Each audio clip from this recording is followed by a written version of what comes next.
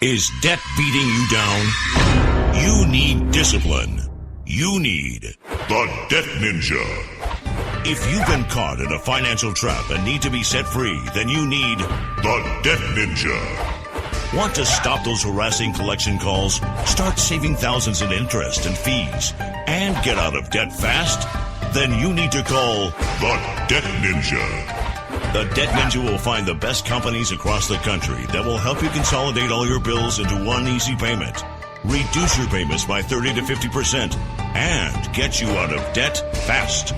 If you have unsecured debt of $10,000 or more, such as credit cards, loans, or medical bills, call the Debt Ninja for a free 15-minute consultation. Call 800-826-1246. 800-826-1246. That's 800-826-1246. Call today. The Debt Ninja.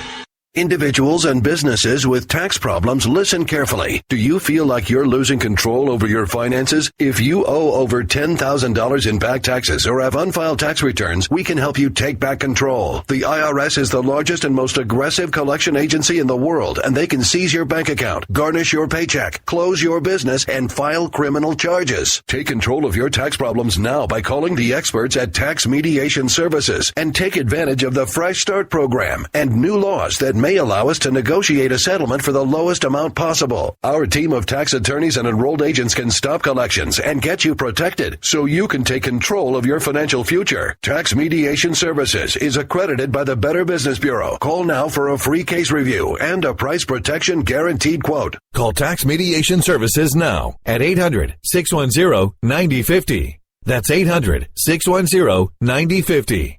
800-610-9050. Writers are prone to becoming so attached to our characters and stories that we struggle to see why a passage may not be working. It takes another set of eyes to help us nurture our writing to full maturity. At Black Wolf Editorial Services, we strive to enable writers to develop and grow, shaping stories into masterpieces that can stand the test of time. Editing services are provided for all genres and all age categories. Services range from critiques of the short story through to the line edits of the full-length novel and copy editing for those preparing for publication. We also offer assistance on generating a writer's bio for your website, as well as help with those book blurbs and promotional material. We won't abandon you to the masses. We want to celebrate with you in your successes. Black Wolf Editorial Services, nurturing your writing into maturity. For a full list of services and prices, visit us at blackwolfeditorial.com.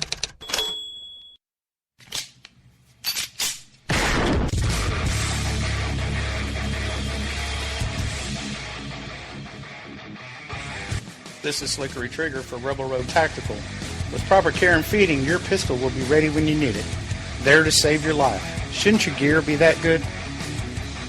Whether you need a holster for comfortable everyday carry or a tough-as-nails holster for your next training course, Rebel Road Tactical has what you need. Check us out on the web at rebelroadtactical.com.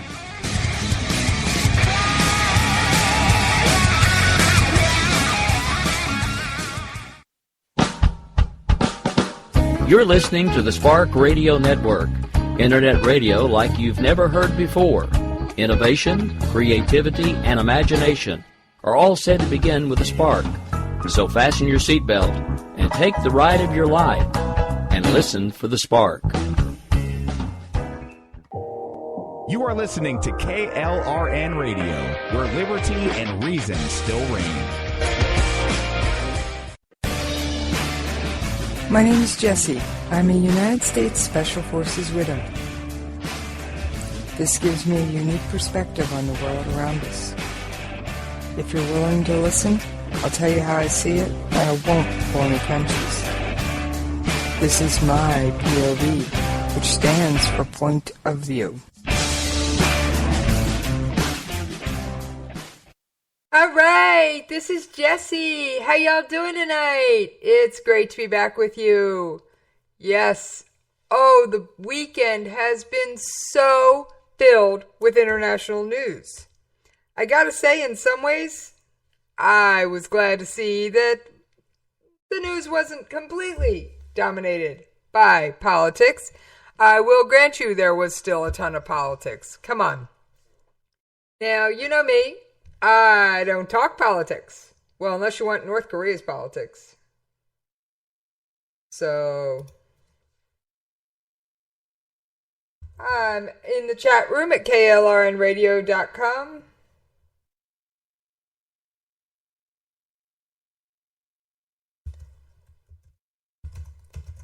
And I got John S. in there.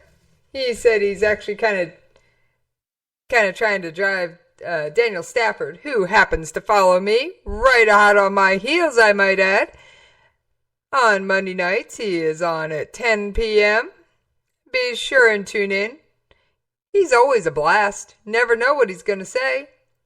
His show's a little more U.S.-based than mine. All right. Have you been hiding under a rock? And I didn't say Iraq. I said a rock.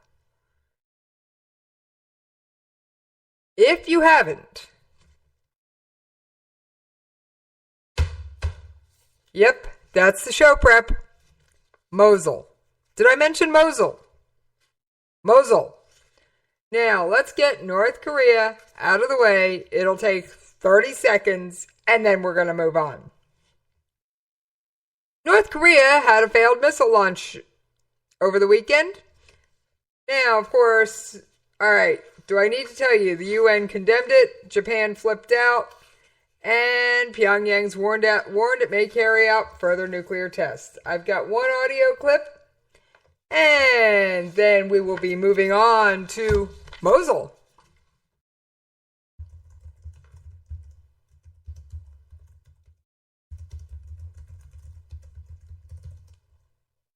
All right. So, let me see if I got that show clip already pulled up. No, I don't have it pulled up, but I can. All right. It's about 2 minutes long. You've probably already heard it, but we're going to give it a shot again because this was, I believe, an ABC clip. 2 days ago, yet another North Korean missile test. It failed, but it's the latest provocation in a year when the country shocked the world with its fourth and fifth nuclear weapons tests. Now a senior official tells NBC News exclusively that it won't stop at 5 tests. There may be a sixth, a seventh or an eighth nuclear test, he says. You will not back away. You will not stop your nuclear tests. No, he says, we won't back down. It's a threat America's UN ambassador, who visited the Korean border last week, calls extremely grave.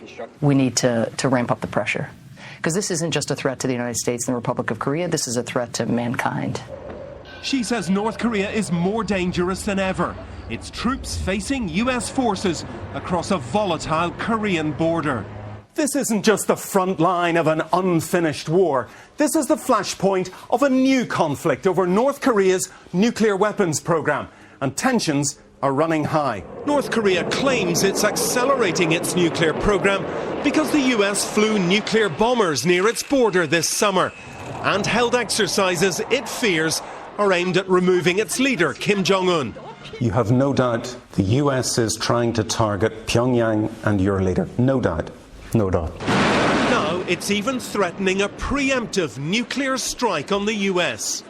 If we see US nuclear forces moving against our country, he says, we will strike first. There is no evidence North Korea can mount a nuclear warhead on a missile or reach any US state. North Korea's The latest US is now pushing for new, punishing UN sanctions against North Korea. But so far they've failed to deter Kim's nuclear drive. The hard question now is, what will? Bill Neely, NBC News. All right, so that was an exclusive from NBC News. Now, as he stated, we don't know if North Korea can mount a nuclear warhead on a missile. Are they working on it? You bet. Do I expect a 6th nuclear test? Yeah, I do. If I had to go out on a limb and take a guesstimate, right around the election. They like to stir stuff up. What better thing to do just a couple of days right before the U.S. election than to do another nuclear test? I mean, come on, folks. All right. Now, the big story of the day. The big story of the day. Oh, one more thing. The experts say that despite the failures, North Korea could be fielding a missile next year. And this is according to, let me find the expert's name that's quoted in the article. All right, I'll just read parts of it. The U.S. military said on Saturday it detected a failed launch of a Musudan, the latest in a series of violations of United Nations resolutions. The U.S. Strategic Command, aka STRATCOM, said the missile launch failed near North Korea's northern western city of Kusong. South Korea's military said the missile failed immediately after launch, but neither it nor Pentagon suggested reasons. The Musudan has a range of approximately 3,000 kilometers, which is 1,860 miles for those of you who are kilometer challenged like myself. This would put South Korea and Japan and possibly Guam into its range. Of course, Pyongyang claims it has succeeded in miniaturizing a warhead that can be mounted on a missile, but this has never been independently verifying. John Schilling, a aerospace engineer specializing in rocket propulsion, said it was noteworthy North Korea had launched the missile from its west coast rather than from a purpose-built test facility. Moving to a roadside near Kusong is like taking the train wheels off the bicycle, seeing if you really have mastered something new. And he wrote a lovely article on the website 38 North that monitors North Korea. Schilling said the move showed that in spite of only one successful launch to show for 7 attempts, North Korea was simply not repeating old failures or continuing with an aggressive test schedule. If they continue at this rate, the Musudan Intermediate Range Ballistic Missile could enter operational service sometime next year, much sooner than previously expected. All right. Do I need to remind you who freaks out every time North Korea launches or attempts to launch a missile? Japan loses the plot. South Korea always goes ape. And, of course, the UN Security Council always goes, you shouldn't do that! Stop! Now, need I remind you, China is on the United Nations Security Council, and until we get a firm grip on China, and China actually decides they want to do something about this pesky little thing called North Korea, nothing's going to happen, folks. Alright, big story of the day, Mosul. The rest of the show is likely to center around Mosul, Iraq, Iran, and all the fun on that.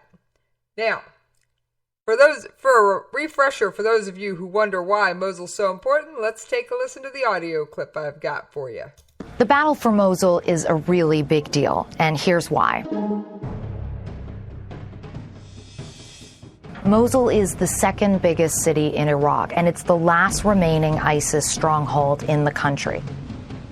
It's also the place where ISIS leader Abu Bakr al-Baghdadi first declared that he had established an Islamic caliphate or state. Now,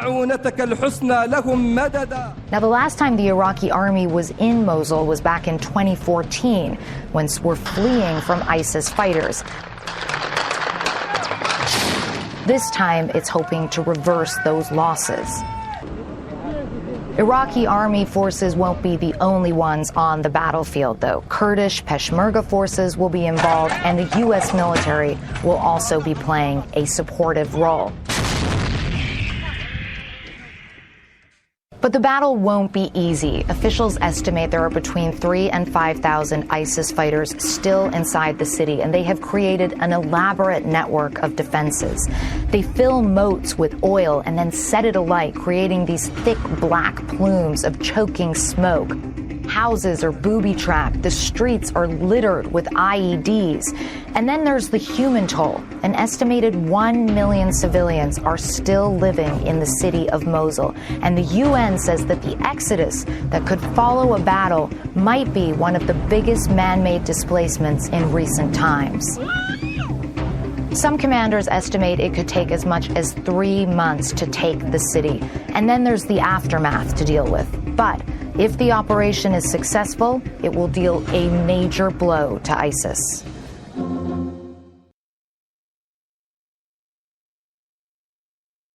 All right, got caught up chatting with John in the chat room. Come on and join us, KLRNRadio.com.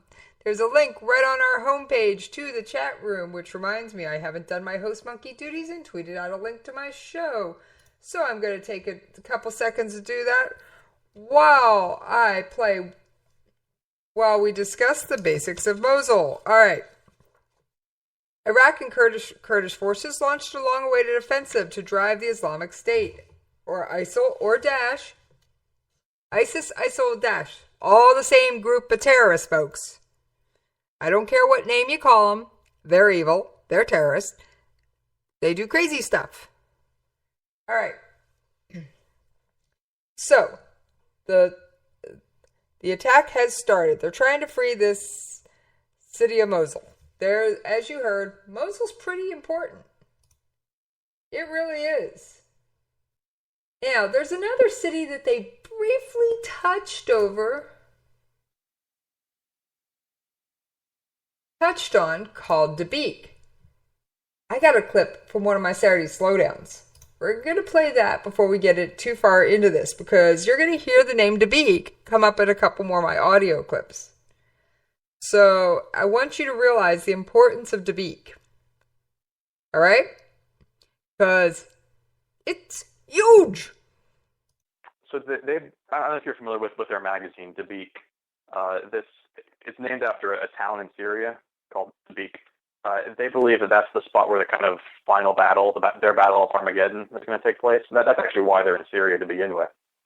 They're kind of hanging out, or they're trying to hang out at Dabiq and wait for their Messiah to arrive and basically save them. And so they believe that this battle of Armageddon is going to take place, and they think it's going to happen soon, and they're going to be a key member of that. So they're doing everything they can to spark Armageddon, essentially.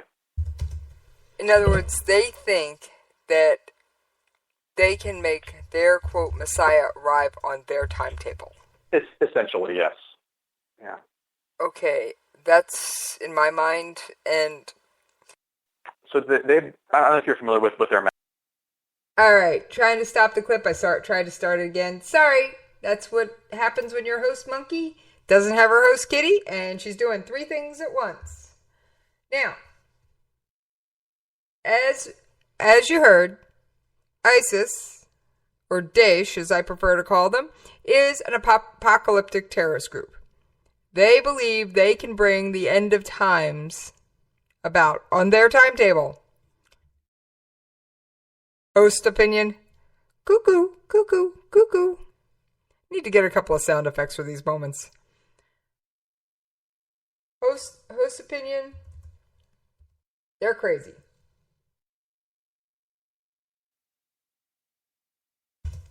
Now, the importance of Dabiq. We've already taken it back. And yes, I got the audio clips to prove it. So you never have to take my word. I back up everything I say. Or try to. Unless I'm giving you my opinion, in which case, you can tell. Alright. The Mosul offensive is the largest, most complex military operation in Iraq since the forces withdrew in 2011. It involves an estimated 25,000 troops from the army, the Kurdish Peshmerga, Sunni tribal forces, Shiite militias, and trust me, there's others. Right now, they're all playing nice. Give it a few days, folks. Give it a few days. Now, there are fears, because we have to realize there's 1 million people, civilians, innocent types, trapped in Mosul. They couldn't get out. And they've been living under Daesh rule for 2 years. They've seen some pretty horrific stuff. And let me tell you, I wouldn't want to be anywhere near this mess. You want to know why? I got the audio clip to show you that one too. Behind me now has just gone in. Listen to the background what noises. Must surely be a substantial explosion. We haven't been hearing aircraft in the past few moments, so that may well be one of a number of car bombs that ISIS have been deploying in their bid to try and keep the Peshmerga off this road. It is a volatile situation, and it is also one in which the Peshmerga at this stage appear to be prevailing. They've taken this 5 or 6 kilometre stretch of the road here, but the villages around it do still remain volatile, and that is the question. What kind of resistance will they continue to face? The Iraqi military too at some point will have to push down here towards Mosul. But this has been an effort with much international support, a lot of coalition planning, American air power.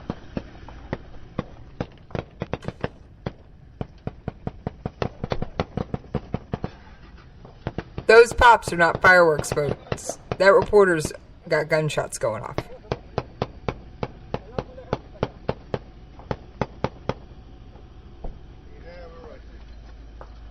One came right at me. What are they shooting at? Let's move, yeah? And now you know why I don't want to be anywhere near this. Nobody's safe.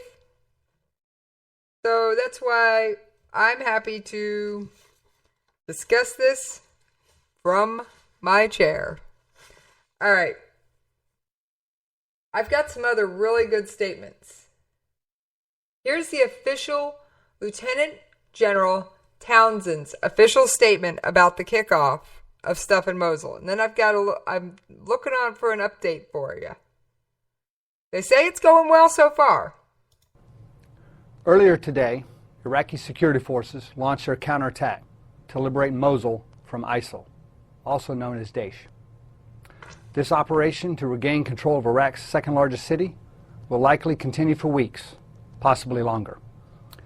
Iraq is supported by a wide range of coalition capabilities, including air support, artillery, intelligence, advisors, and forward air controllers.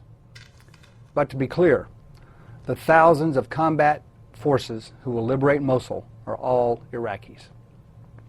This liberation battle comes after more than 2 years of Daesh oppression in Mosul, during which they committed horrible atrocities, brutalized the people, and asserted the city was one of their twin capitals. ISIL's cruelty and reach has shown that they are not just a threat in Iraq and Syria, but to the region and the entire world.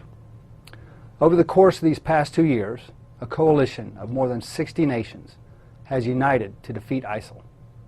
We have conducted tens of thousands of precision strikes to support Iraqi operations. We've trained and equipped more than 54,000 Iraqi forces. And we supported our Iraqi partners as they fought to liberate their country. As we provide our support, we will continue to use precision to accurately attack the enemy and to minimize any impact on innocent civilians. We can't predict how long it will take for the Iraqi security forces to defeat Daesh in Mosul, but we know they will succeed, just as they did in Beiji, in Ramadi, in Fallujah, and more recently in Ghiyara and Sharqat. This may prove to be a long and tough battle, but the Iraqis have prepared for it, and we will stand by them. The Iraqi security forces and the coalition are not only fighting for the future of Iraq, we are fighting to ensure the security of all of our nations. We salute the bravery and commitment of the Iraqi security forces to this mission and wish them good luck and God's blessings in this battle.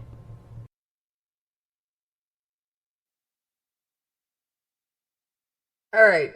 Now, if you heard mention of JTAC, those are your forward air controllers. They got a tough job. They are literally up there with the troops, embedded with the foreign forces. They are right there. They've got Iraqis to their left and may have Kurds to their right. Who knows? But they have to live with the same conditions as all of the other forces. Now, I gotta say, Anybody who says this does not put our troops in harm's way or in, quote, combat. I know General Townsend is required to toe the party line, but notice he never said they weren't in danger. He said their role. He named a couple positions that absolutely puts them right next to the troops doing the fight. He said that Iraqis were leading the way. Trust me, there's Peshmerga, remember, Peshmerga are your Kurds. Then you've got your Turks. Turkey's there. Of course, Iraq's there. You got Shiites and Sunnis from various tribes and regions that have formed their own militias. They're all over the place. Then you got the U.S., and you've got our friends Iran. Oh yeah, remember those Syrian scorecards? Boy, oh boy, do they get complicated. You need a scorecard just to keep up with these folks. Why do you think? I keep my scorecard handy. All right.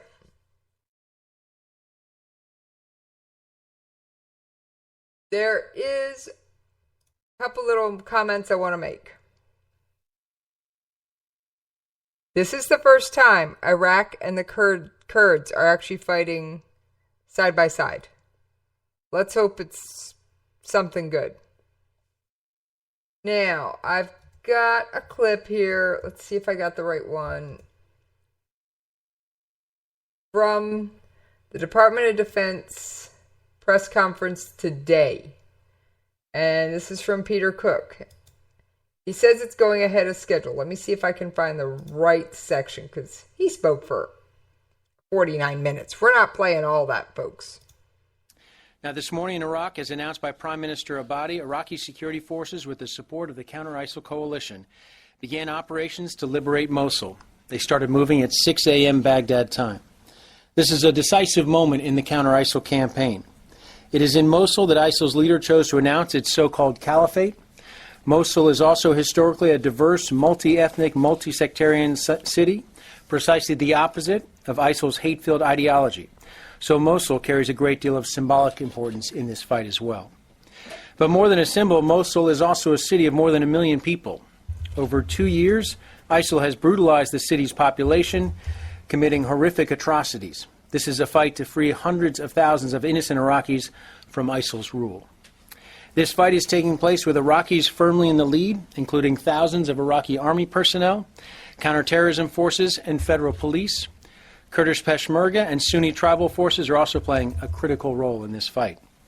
They have the support of an international counter-ISIL coalition of 60 nations led by the United States, providing advice and assistance, logistical support, intelligence, and precision air power. The coalition has conducted more than 54,000 training cycles for Iraqi security forces. It has conducted more than 10,000 precision strikes in Iraq, including more than 70 in the Mosul area just this month. And Iraqi forces will have the continued support of the coalition as they move forward. The role of U.S. and coalition forces will continue to be one of supporting the ISF.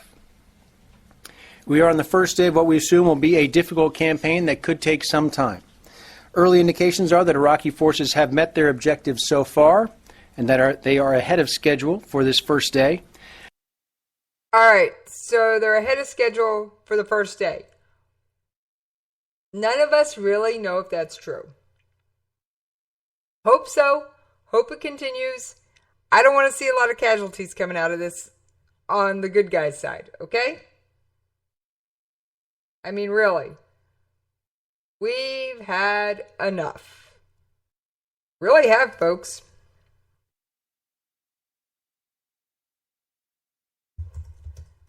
All right.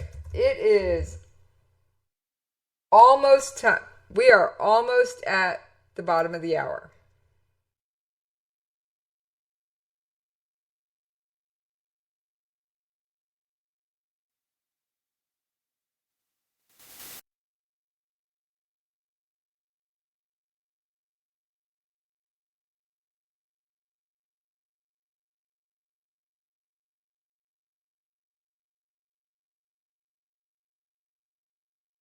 We are almost there. So we are going to probably head off to that commercial break. Give me a minute to visit with everybody in the chat room. see what's going on. And then I will be back with you guys after we pay them bills. Just got to get that commercial break all queued up for you.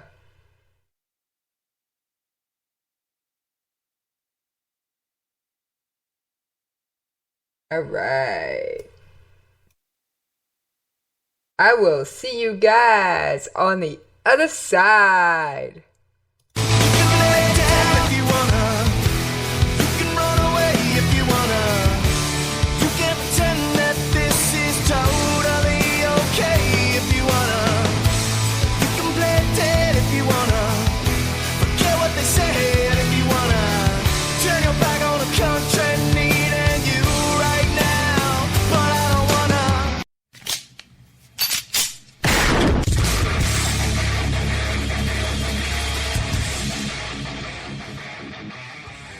This is Slickery Trigger for Rebel Road Tactical. With proper care and feeding, your pistol will be ready when you need it. There to save your life. Shouldn't your gear be that good? Whether you need a holster for comfortable everyday carry or a tough-as-nails holster for your next training course, Rebel Road Tactical has what you need. Check us out on the web at rebelroadtactical.com.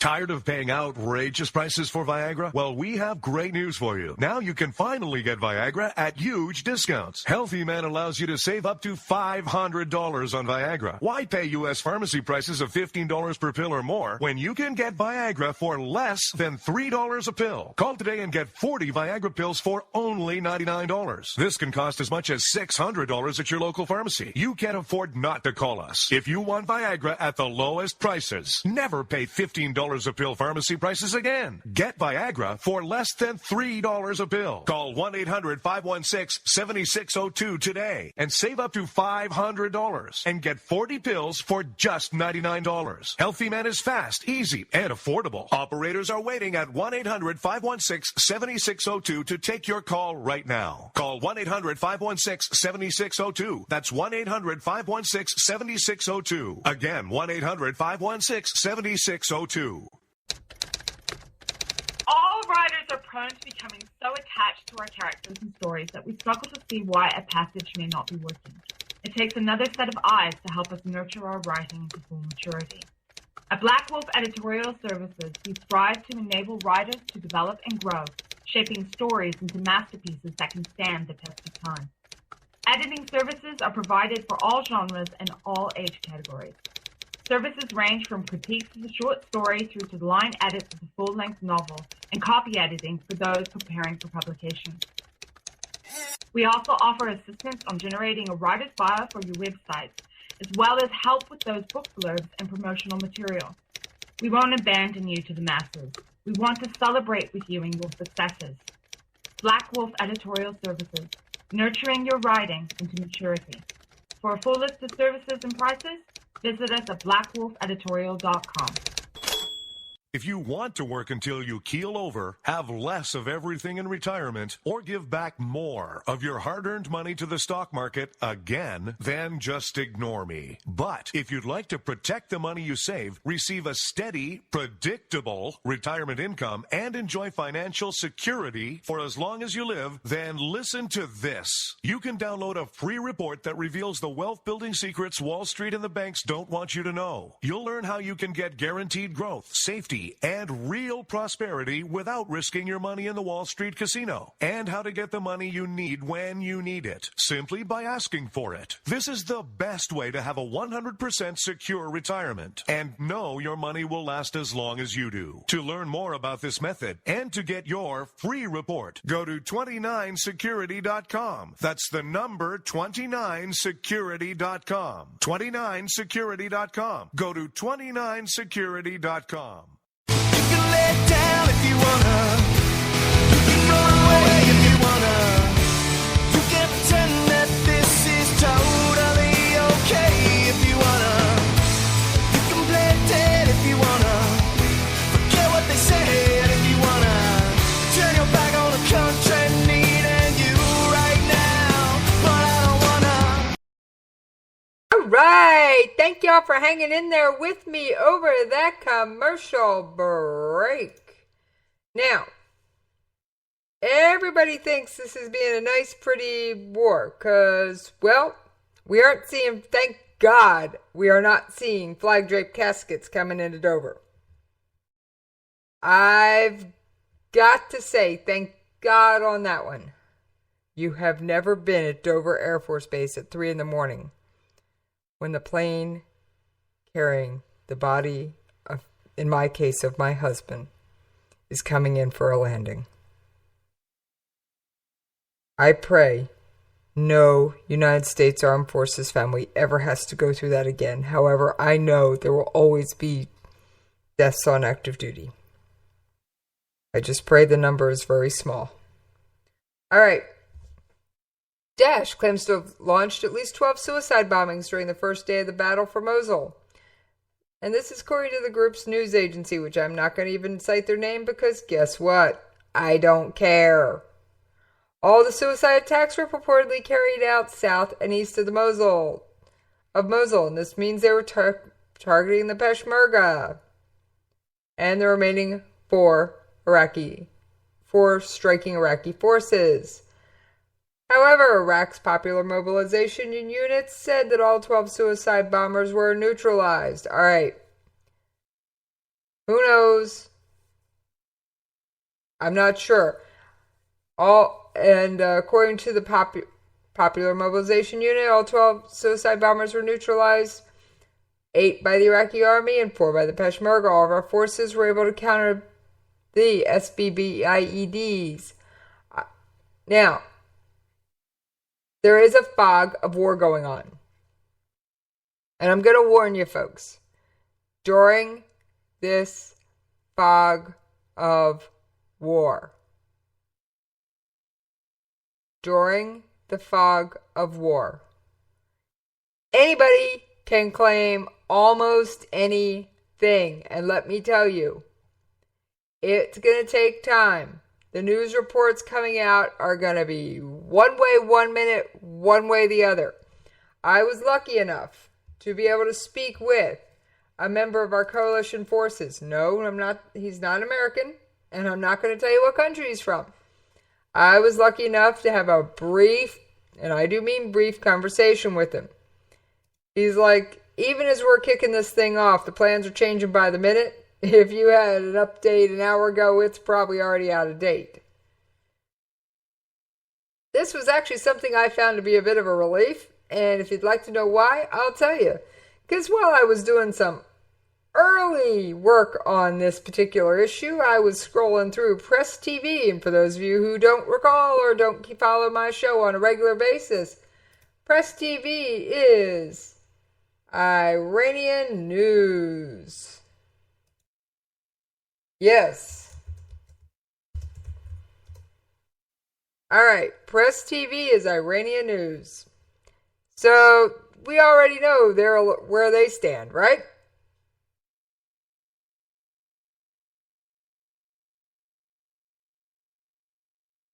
Alright, so Press TV, remember, Iran's got a dog in this fight. Do we need to go over our Sunni and Shia scorecard here? Alright, might as well.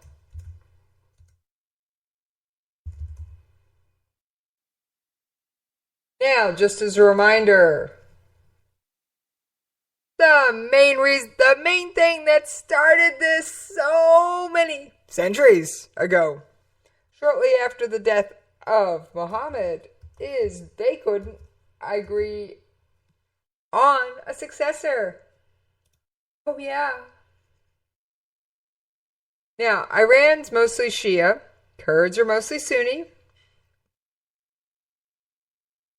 So, that's why Iran and the Kurds aren't exactly... Iraq's got a bit of both. Alright? And Turkey is Shia. Or no, Turkey I think is Sunni. Give me a second, I want to confirm my facts.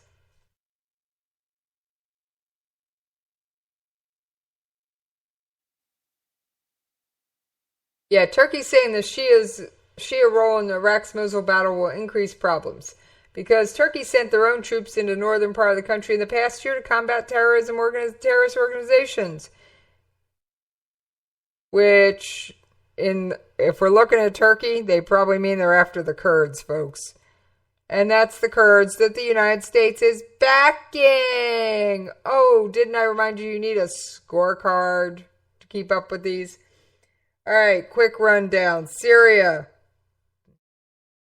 is propped up by Russia, which is backed by Iran, and China's on that scorecard. So Bashar al-Assad of Syria is propped up by Russia. Russia and Turkey are frenemies. They would like to have economic relations, but it's iffy.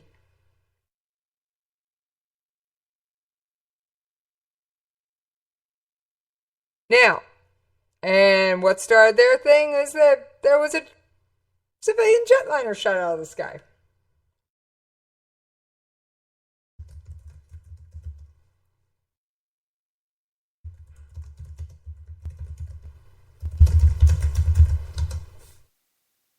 All right. So that kind of ticked off that whole thing. Now, we use a Turkish airbase to launch attacks against ISIS. So Russia doesn't like that.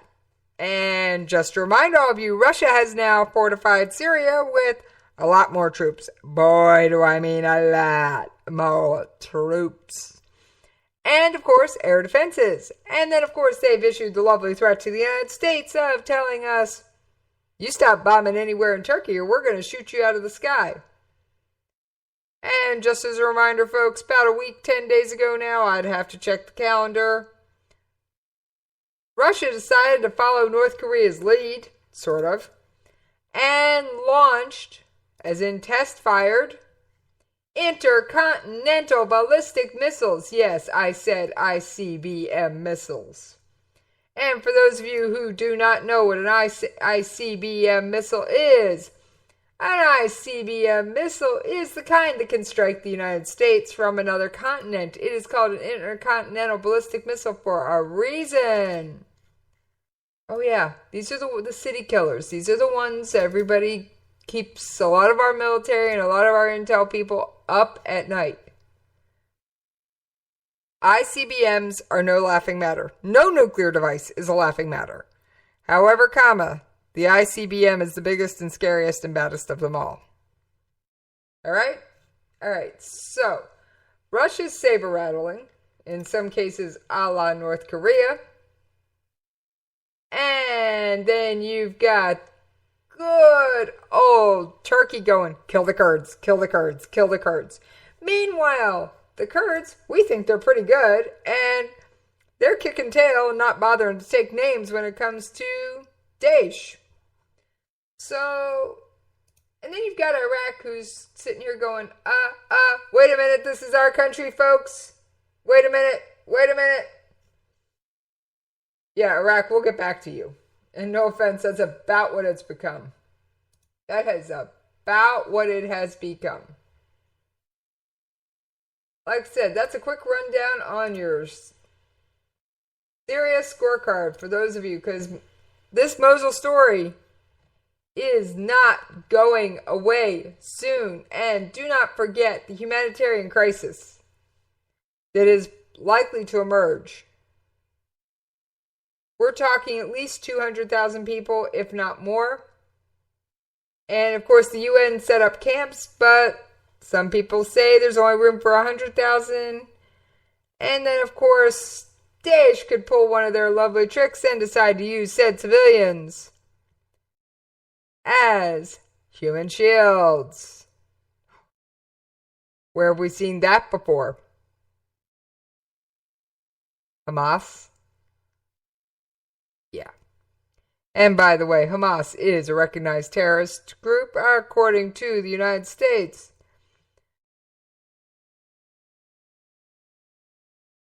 So there are so many working pieces in this. I'm going to work on trying to get a Mosul scorecard up for you and see if I can get more information on where this is and what's all going on. Now, I got one more audio clip I want to bring you before we shift gear just a little bit. Because I think this has important information in it, folks. And this was also from the DoD press conference. Right, I understand that. Since you mentioned General Townsend's comments, he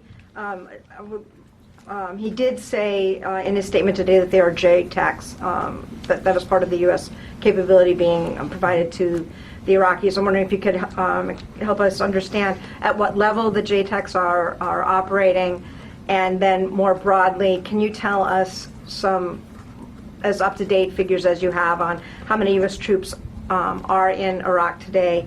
How many, is it still about 500 or so in Kiara? How close are they to the fight at this point? Are they at the battalion level? I mean, these are things we've sort of discussed all along, but at this point, do you know, are they operating as advisors at the battalion level, the brigade level? And do you know if they are using Apaches in this so far? Okay, so several questions in there. I'll try and get to as many of those as we can. First of all, just to put it in context again, we have, as we've talked about 5,000 U.S. forces in Iraq at this time, all part of this effort, part of the coalition to defeat ISIL. Many of those people are in enabler roles. They may be trainers. We've talked about the 12 Iraqi brigades that have been trained for this fight. Again, many of the U.S. forces have been part of that effort. We have a number of people providing logistical support to this effort. We've talked a lot about the effort to put Q West into a position to be sort of a forward staging area for this fight. That's a good example of some of the logistical support that's being provided. At each of these locations, of course, there might also be needs for force protection. Those are some of the U.S. forces. And we have some people in the train, advise, and assist mission as well with Iraqi forces. They've been primarily, up to this point, as we've indicated, at the headquarters level. The commander there, General Townsend, has had the authority to use advisors at a lower level. He has, up to this point, used that very sparingly. And as the course of this fight plays out, he'll determine what the appropriate use of our forces are in that context. But I'm not going to get into specific numbers today, particularly on the first day of. All right, he didn't want to get into specific numbers, and I totally agree to that. But if you didn't catch that number, 5,000 U.S. forces on the ground in Iraq. Oh yeah, I said 5,000.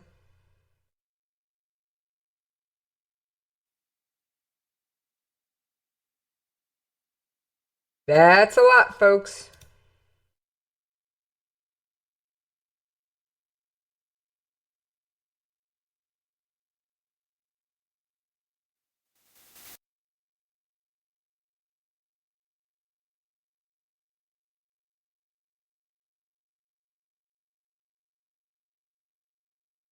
All right, I've got just a few minutes left. Got a couple more things. I didn't want to do a whole show on Mosul. We did a large chunk of it. I told you it was going to be that way. Now,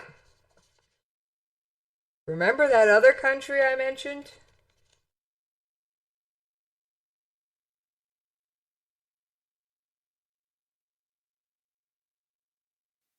Remember that other country? Iran? Got a couple notes about that. Remember that crazy nuclear deal we signed with them? Yeah, that thing I'm always saying that's worthless as the paper it was printed on? Well, Marco Rubio, who is a member of the Senate Foreign Relations Committee and the Senate Select Committee on Intelligence, has put out a piece on the Iran nuclear deal. And this is an opinion piece, all right? All right. We now know that the president authorized $1.7 billion in cash ransom payment to Iran. Oh, yes, he did. And guess what? Guess what? What's better than getting 20 Oh, good grief. Who knows what that was? All right, killed the website. And guess what? Iran has now taken more Americans hostage under trumped up charges. You know what ransom produces. Ransom makes people want to do more crap. All right? All right. Now, so, we've recently learned President Obama dismantled a key part of ballistic missile sanctions against Iran 8 years early. Wait, Obama released them from sanctions 8 years early.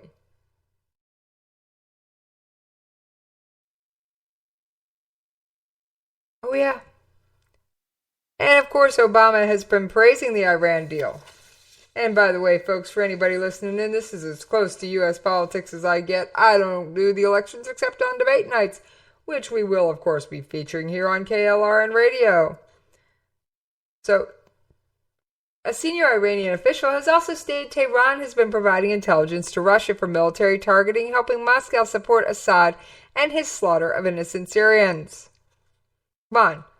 They bombed a freaking UN convoy. They have bombed hospitals in Aleppo.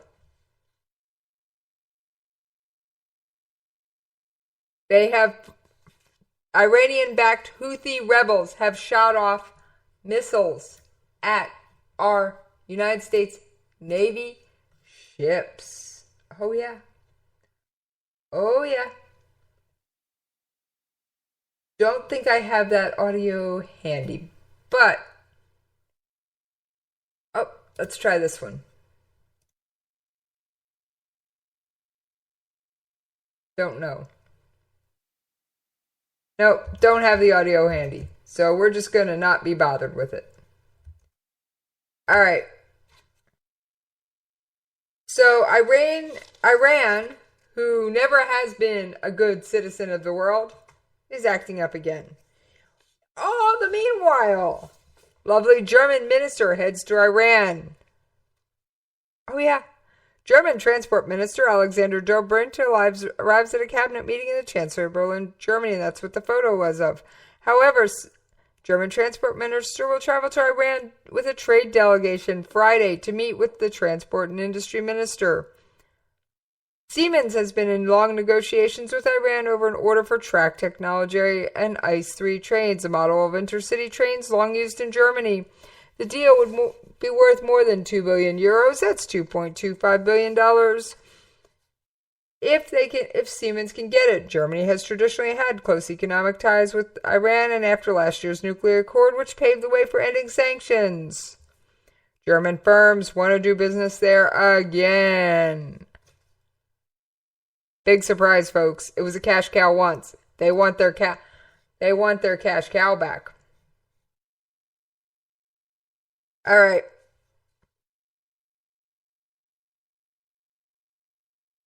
How have Iran's military capabilities developed since 1979?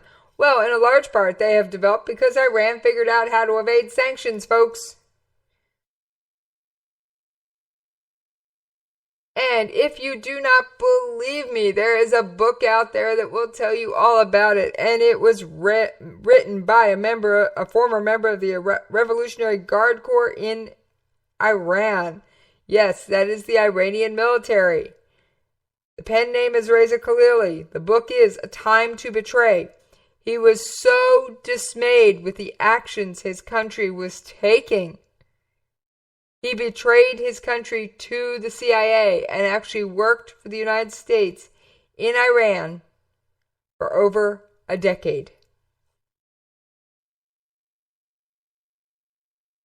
Under the Shah in the 1970s, Iran was going through a massive modernization program. Its armed forces were being equipped with the best-in-class technologies, mostly from the United States and Britain. Oh yeah. The The Revolution, 1979. Fast forward, all orders were canceled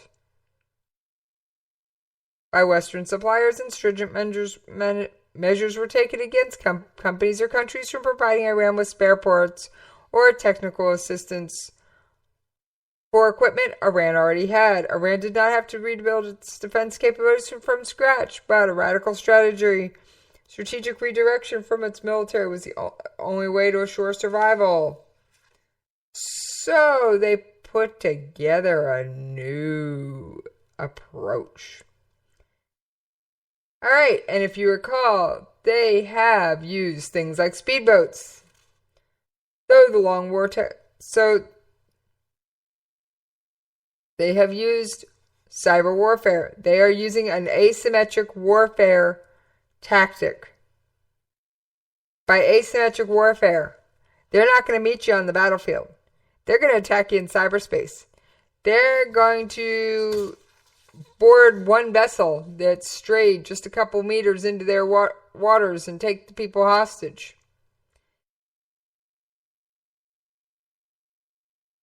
And of course, Tehran has connected with China. Oh yeah. And of course, the minute the sanctions were lifted, guess what happened? Yes. Russia's like, we're coming to Iran, don't worry, we got all this stuff headed your way. Oh yeah, it's the most important export market for Russian defense projects, including fighter aircraft such as the MiG-29, Su-24 submarines, and Kilo-class submarines, air defense systems such as the recently delivered, yes, I said recently delivered, S-300. Oh yeah.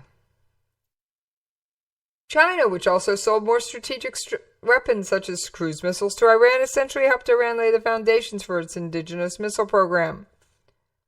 Wait, we're expecting China to do something about North Korea's missile program when here they are giving the other most blackballed country in the world missile technology? Oh my gosh. As if they're going to actually step up and do anything to stop North Korea. North Korea and Tehran are coordinating on all this stuff, folks. Now, I do have one last article. Remember I mentioned when you pay ransom, they take more hostages? An Iranian-American businessman arrested in Iran a year ago, yes, a year ago, was seen publicly for the first time Monday in a video posted online by the country's judicial news service. Now, the video was highly anti-American, so we're not even going to go into that. But it did show the businessman with his hands up and his United States passport and United Arab Emirates resident identification card. The video also showed all kinds of other horrific things, such as Jason Rezaian, the Washington Post reporter who was accused of spying for the U.S., and the American soldiers that they detained. Don't even get me started on that. We don't need to go down Rantville.